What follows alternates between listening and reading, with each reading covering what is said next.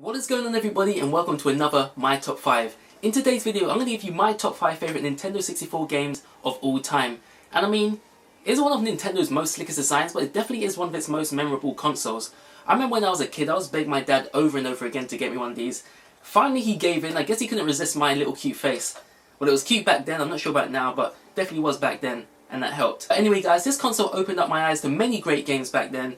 I mean, it has such variety. I had a tough time making this list, but I hope you guys are ready because we are about to begin right now. So we begin at number 5 with Star Fox 64, also known as Lilac Wars. It wasn't the story that stole the show here. It was the awesome characters such as Slippy, Falco, and of course, Fox. Don't worry, I didn't forget you, Peppy. I remember going to an after-school club where they had an N64. The only game they had there was Star Fox, and that's how I was introduced to the game.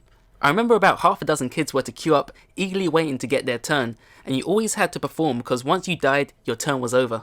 But the characters in this game really do have perfect chemistry, and they really do offer a great realistic experience out on the battlefield, and is surely one of my best gaming memories of all time.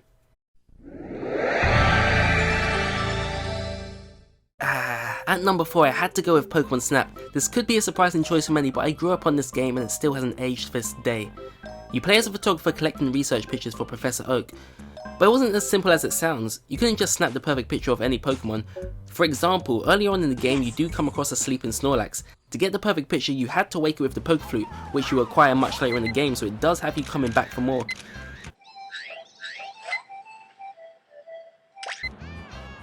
I had an absolute ton of fun with this game. No matter how many times I beat it, I was always coming back for more.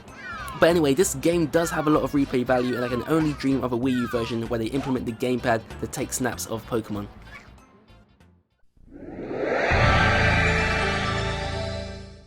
Halfway at number 3 we have Banjo Kazooie.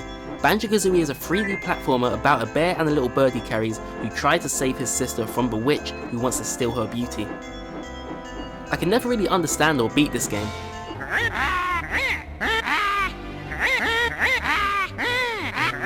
Maybe that was why. Anyway, I just had so much fun roaming around in this game. I'm not sure if it was the game's impressive graphics or the beautiful scenery. I just know this was a ton of fun to play.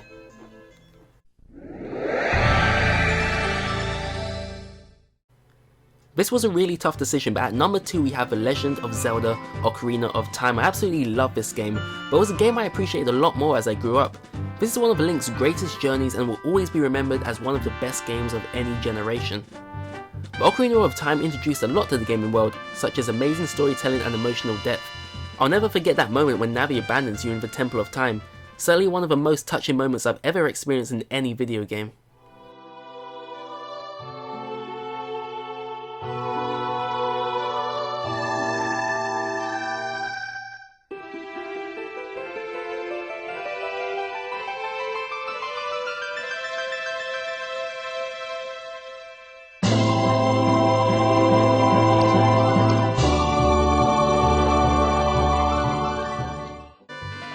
This game also controls beautifully in this 3D environment and even plays great in its remastered 3DS version.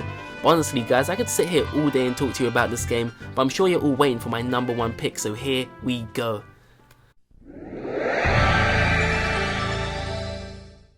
So you may be wondering why Ocarina of Time isn't placed at number 1. Well, as a kid I always preferred Mario, and Super Mario 64 was the first thing I owned at the time.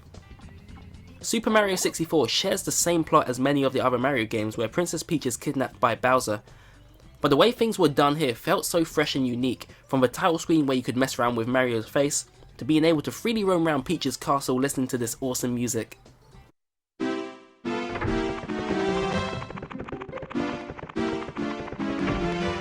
Super Mario 64 has 15 of the most beautiful looking courses, all contained in 7 stars. There are also bonus stars to be captured. What I loved most here was the variety all the courses offered. It had winter courses, lava courses, and one of my personal favourites, Dire Docks.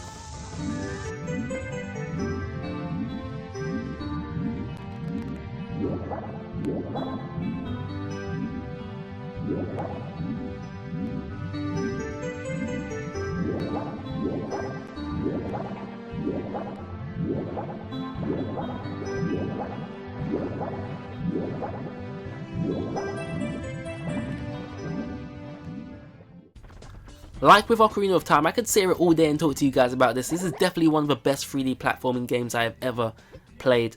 But that is going to do it for this video, guys. I hope you did enjoy what you saw here. It was a tough list to make. There was a lot of games I did leave out, such as Mario Kart 64, Diddy Kong Racing, Pokemon Stadium and Mario Party. I thought they all deserved a mention. And if you have any top 5s that you would like to see in the future, then just let me know down in the comments below, and also let me know your top 5 favourite N64 games. And please be sure to leave this video a big thumbs up, as it really does help a lot. And until next time, guys, have a great day. Be sure to leave your thoughts down in the comments below, and I will see you all next time.